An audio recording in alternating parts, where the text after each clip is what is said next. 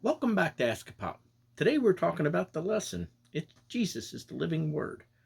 Okay, now if you read or listened to the last SSA I did yesterday, you'll know that this Sunday the kids are going to hear an amended lesson I taught about a decade or so ago, and I figured I'd share it with you all. Shh, don't tell the kids, it's going to be a surprise. You see, at the beginning of the lesson, I'm going to hand them all a sun catcher, and I'll hold it up to the light, and I'll ask them to paint it while they're going to hear a story. Now, the story, I think you all have heard this story before, but bear with me. You see, God gave Moses, this old fella, these 10 commandments.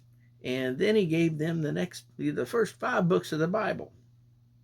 And throughout the next couple thousand years, the rest of the Bible, or the Old Testament, or what they called the Torah back then, was given to the prophets and then written down, and then it was studied and prayed upon by the rabbis, the Pharisees, the priests, the prophets, and they all would study and pray upon them.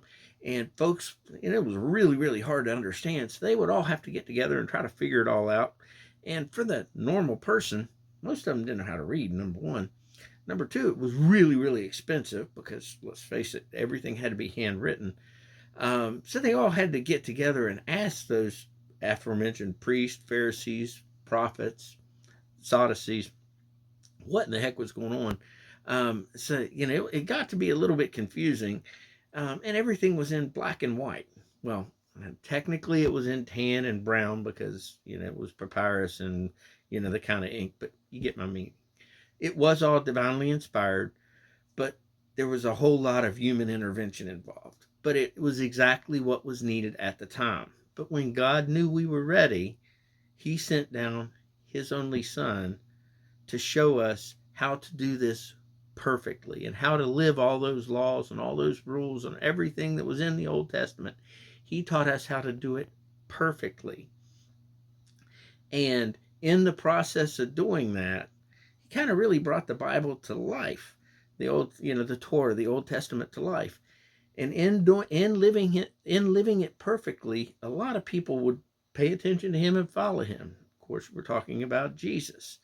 And three of his followers, and one that was kind of along for the ride, sat down and wrote those down. And those we call the Gospels. And then folks that either Paul, who Jesus met up with along the road to Damascus, and then people that either his followers or Paul had taught along the way, then wrote the rest of what we now know as the Bible, is called the New Testament, and wrote about things that Jesus did and things that his followers did all along the way, and that's what made up the New Testament. Now, the only one that's ever done this thing perfectly was Jesus, and he really brought the Bible to life, kind of like taking a movie and bringing it to life. And he brought color to the Bible. Now, that's the story I'm going to tell to the kids, and then I'm going to have them hold up that sun catcher that they've now painted. Hold it up to the light. And I'm going to say, use the analogy of the sun catcher and say, thanks to Jesus, the Bible is now vibrant and living and there to life. And then once we do that, we're going to pray over them, and then we'll let the kids take those sun catchers home, and I'll ask them to put them by wherever they keep their Bible. And then before they start to study, we'll then have them pray to Jesus and thank him for bringing the words of the Bible to life. And that way it'll be asking Jesus to be part of their daily prayers each and every day. That's the lesson that I'm going to teach this Sunday. And feel free to use any or all of this lesson in any of your Sunday school lessons. God bless you all.